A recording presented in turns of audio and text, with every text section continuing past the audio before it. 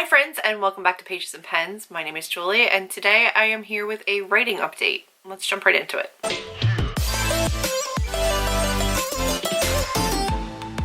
Today is April 2nd, and I have decided, kind of last minute, to join Camp NaNo for April. I had no intentions of joining Camp NaNoWriMo, which is, I think they do like a July and then an April, and then a NaNo is actually in November. But these are like prep times or just push times where you can set different goals. They're not 50,000 words, it's whatever your goal is. I kind of figured, no, I'm not going to set any goals. Prior to all of the pandemic stuff that's happening in the world right now, I was supposed to, on the 5th, from the 5th to the 10th, be at Highlights again. If you've not seen my Highlights vlog, it is amazing, and it was one of the best times ever creatively for me, and I was very much looking forward to going back there. I went last time for 2 nights, and this time we were going to go for 5 nights, and it was going to be a really long, amazing retreat. I was going to focus on getting done a first round of edits on my contemporary romance. I was going to outline and brainstorm a thriller, and I was going to hopefully by that point be querying my urban fantasy. A lot has changed since then. Obviously there will be no Highlights. They are closed for any kind of appointments, reservations, workshops, etc. Amber, who was going to be flying up from Texas to see me to go, is obviously not doing that, and I'm home for the foreseeable future. So I decided to try to make the most of it because it's obviously very trying times. Things are difficult and there's a lot of stress and a lot of anxiety. One of the things that really helps my mental health is feeling as productive as possible. And it's been very hard for me to sit down in front of a camera and try to smile and be happy and film videos for you guys. I have started an adapted kind of a work where I am working from home over FaceTime, which is difficult. As many of you know, I'm a nanny. Kids are great and there really isn't that much struggle, but it changes day to day what times I'm on with them, depending on when the parents need me to watch the kids because they are on different video conferences, or the kids wake up late or get a late start on work that I'm supposed to be double checking. It varies day to day. And then I am also caring for my grandmother, whom I live with, who is 90 and at very high risk. So I'm doing my very best to keep everybody sane and healthy, keep myself sane and healthy, and take every precaution to stay home and make sure I'm not bringing any germs into the house for my grandmother. What I have been trying to do is focus on things that I do have control of in other ways, and that is my writing. So I've been very dedicated to working every day. I've been working really hard on my urban fantasy, which was somewhere up around 117,000 words, and I worked to get it down to 96, just under 97,000 words, which is a huge chunk of edits that I did to really hone the story, hone my sentences, and bring the word count down. And I decided that I was going to query categorizing it as adult instead of new adult with a lower word count to see if I got any more bites and see if that made a difference in the querying process. My assumption was that as a new writer, having a lower word count was going to help me, and if they're really not going to try to market things as new adult, then trying to sell it as adult might work in my favor. So my goal was to try to re-query under those new word count and genre and hope that that made a difference. I worked on my query letter. I worked on my 1-page synopsis. What I ended up with is something that was very clearly a first book of a series. Not in a bad way, but in the way that I've always seen this book as a 3, potentially more book series. And I've never once saw it as a standalone, which poses a problem when you're querying an urban fantasy by a new author. You need the first book to stand alone because they're probably not going to buy a book that doesn't stand alone where they would have to commit to a series. Makes sense, right? And in the back of my head, I knew that, but I was stubbornly holding on to my vision for the story. I realized that that's not really marketable. I need to make the first book enough of a standalone that the readers aren't going to feel cheated if that's where the story ends. Because there's no guarantee I'm going to sell books 2 or 3 or 4 or 5 or 20 if the first one doesn't do well enough. So I needed to rework a satisfying ending to the first book. There was enough of a story arc that it was, you wouldn't be pissed that you were stuck waiting for a book 2 that might never come. I don't want to do that to the readers, but In my mind, I was always just dedicated to selling it as a series. And that's not probably my best way to go into trying to get an agent. I realized I needed to rework the entire ending of my story. Now, I do have book 2. I think I have 37,000 words of book 2 done. I have a giant chunk of that already finished. So I can rework my plot so that I combine a little bit of book 2 with book 1 and have a more satisfying standalone ending. However, it means adding a ton of words, and I just got my word count down. So I'm looking at having to re-edit some portions and then rewrite and work into the end of book 1, like a conclusion to a certain part of the storyline, so that that closes up neatly and then another overarching larger issue continues on. It's a lot of work. And I kind of took it in stride and went, yeah, okay, I can handle this. And then I had a bad day with everything else that was going on in life, and I lost it. Because the idea of still being actively working on this story and still not really at a fully functioning querying level and still continuing to push for this book feels so, like, I just feel defeated. And I know that's silly. I know that books take a lot of work, and I'm aware of that, and I've never shied away from putting in the work, and I'm still not. I just am not in the headspace to have to sit down and face reworking it right now. Where that left me was kind of burnt out on the editing process. I'm feeling really disappointed in myself, I guess, which isn't quite the right word. It just, I don't like doing things that I think I could fail at. And there's never been a point where I felt like I wasn't going to be successful as a writer. Not that that means financial stability and success, but just I never doubted that I would be able to get an agent and sell a story.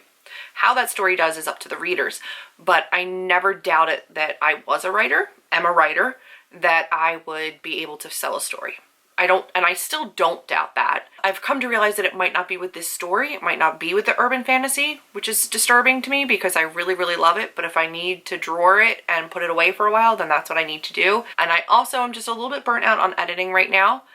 And I don't know that I want to go into the contemporary romance and do a first round of edits because it's a very raw first draft. It's a complete first draft.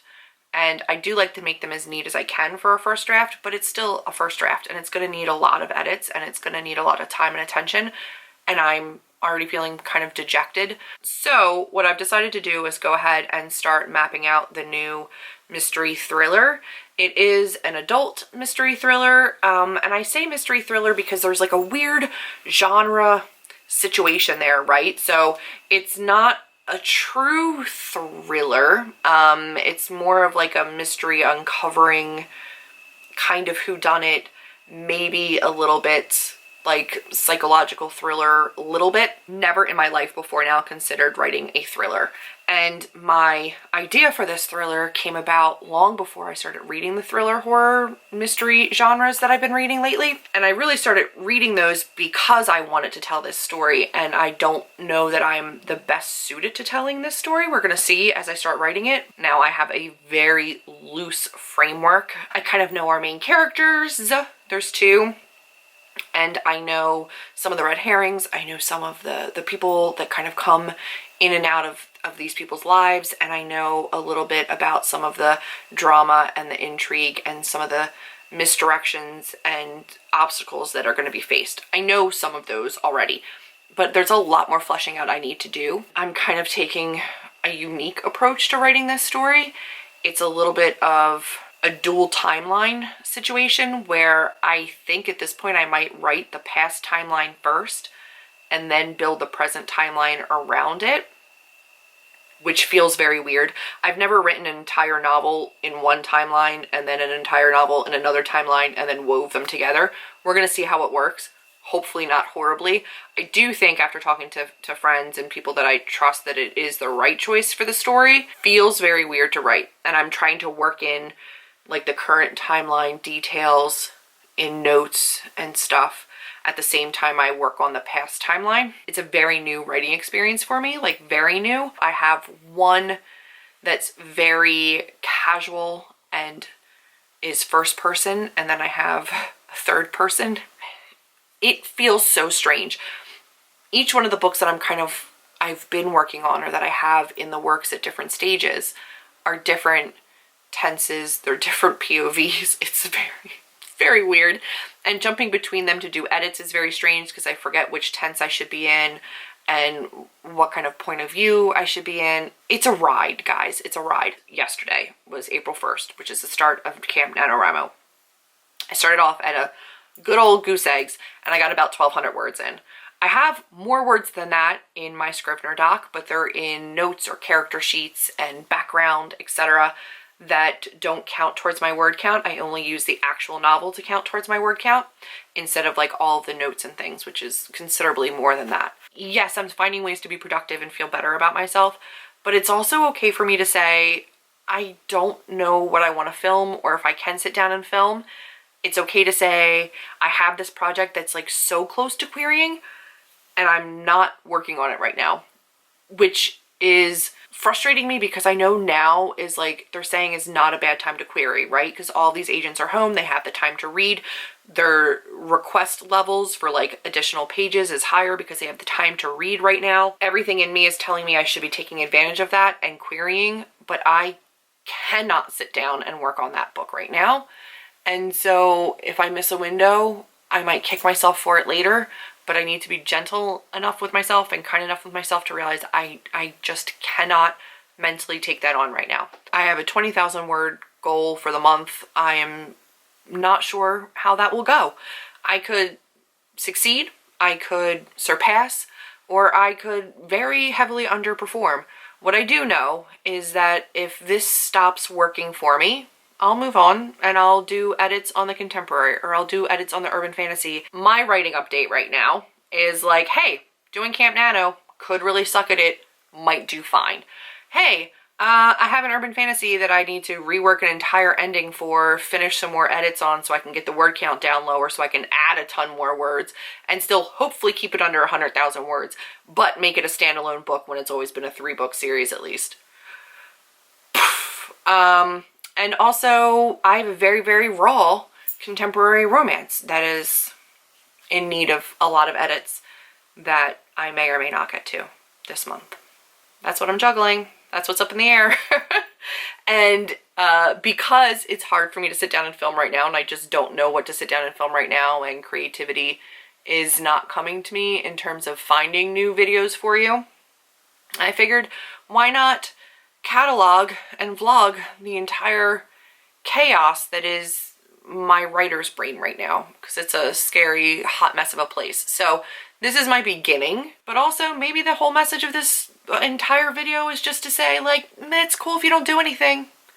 It's cool if you're like in a really weird headspace and you want to do something but you can't. And it's cool to be frustrated with yourself because you're not taking advantage of time that you think you should be taking advantage of.